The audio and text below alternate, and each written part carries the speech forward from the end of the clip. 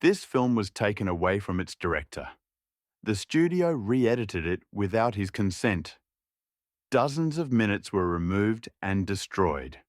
What audiences saw was never the film that was intended. The Magnificent Ambersons is a feature film released in 1942 by RKO Radio Pictures.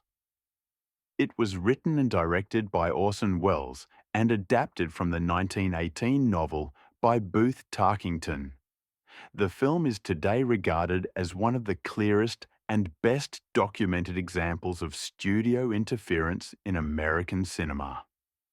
A significant portion of Orson Welles' original cut was removed, altered, and ultimately destroyed by the studio, leaving no surviving copy of the version Welles intended audiences to see.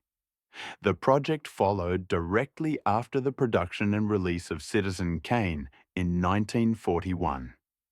Although Citizen Kane would later be widely regarded as one of the most important films ever made, its initial reception was controversial. It faced resistance from powerful interests and failed to perform strongly at the box office. As a result, executives at RKO Radio Pictures became cautious about continuing to grant Welles complete creative freedom. Despite these concerns, Welles was initially given authority over the Magnificent Ambersons. He wrote the screenplay, directed the film, and oversaw production. His adaptation closely followed Booth Tarkington's novel, which depicted the gradual decline of a wealthy Midwestern family as industrialization transformed American society. The film's tone was deliberately melancholic and reflective, focusing on loss, social change, and the collapse of old privilege. Principal photography was completed in late 1941. After filming ended, Welles assembled a rough cut of the film. According to studio documents, correspondence, and testimony from those involved, this version was significantly longer than the final theatrical release. While the precise length cannot be confirmed because the material no longer exists, multiple contemporary sources indicate that the original cut ran approximately 131 minutes. Before post-production could be completed, Welles left the United States to work on It's All True, a documentary project sponsored by the U.S. government as part of the Good Neighbor policy during World War II. His departure from Hollywood proved critical. While Welles was in South America, RKO executives assumed control of the Magnificent Ambersons. RKO arranged preview screenings of the film in Pomona and Pasadena, California. Audience response reports described dissatisfaction with the film's dark tone and tragic ending. Studio memoranda show that executives were concerned the film would not appeal to wartime audiences seeking optimism and reassurance. As a result, RKO removed Welles from the editing process entirely. The studio ordered major cuts and reshoots without his approval. Editing was overseen by Robert Wise, with additional scenes directed by Wise and assistant director Fred Fleck. Orson Welles had no direct involvement in these changes. The alterations were extensive. Approximately 40 minutes of footage were removed from the film. Entire sequences were eliminated, including scenes central to character development and thematic structure. Most significantly, the original ending was discarded. Welles's intended conclusion emphasized regret, isolation, and the irreversible consequences of social change. In place of the original ending, the studio created a new conclusion designed to provide emotional closure and optimism. This revised ending altered the meaning of the film and contradicted both Tarkington's novel and Welles's adaptation. Film scholars have consistently noted that the studio-imposed ending undermined the thematic core of the story. Crucially, the removed footage was not preserved. At the time, studios did not maintain archives for unused or alternate material. RKO records and later historical accounts confirm that the excised footage was physically destroyed, most likely burned.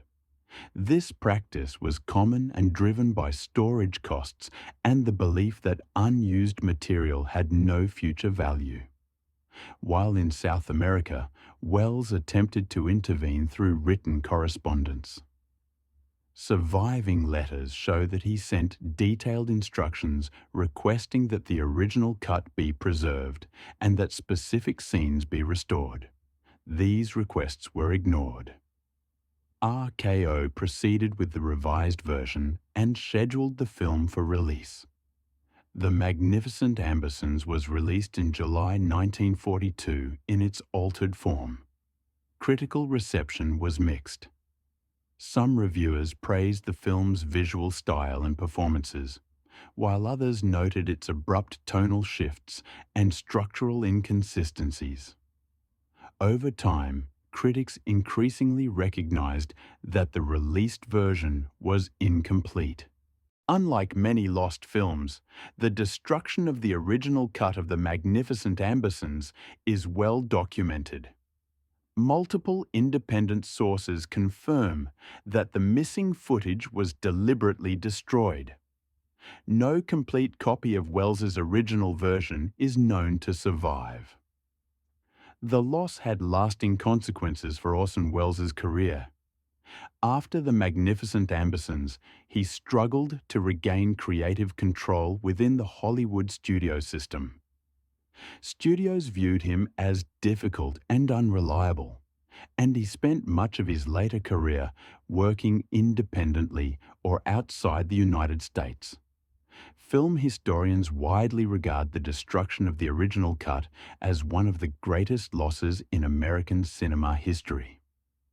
Unlike silent films lost to neglect, decay, or fire, this loss was the result of conscious corporate decision-making. Over the decades, scholars have attempted partial reconstructions using surviving scripts, production stills, continuity notes, and audio recordings. While these reconstructions offer insight into the structure of the original cut, they cannot replace the lost footage itself. The existing version of The Magnificent Ambersons has been preserved and restored, but it remains a compromised artifact.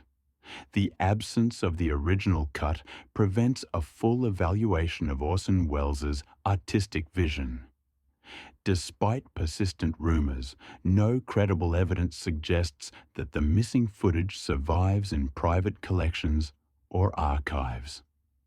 Given documented studio practices and the passage of time, recovery is considered virtually impossible. The case of The Magnificent Ambersons stands as a defining example of studio power overriding directorial intent. It demonstrates how films can be altered or destroyed not by accident, but by institutional decisions driven by commercial priorities. The original version of The Magnificent Ambersons is not simply lost.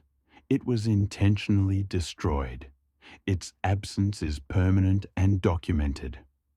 What remains is a film that hints at a greater work that no longer exists.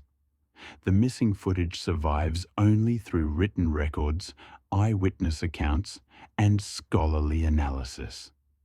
Unless previously unknown materials are discovered, Orson Welles' original cut of The Magnificent Ambersons will never be seen. Its destruction remains one of the most significant acts of cultural loss in the history of American cinema.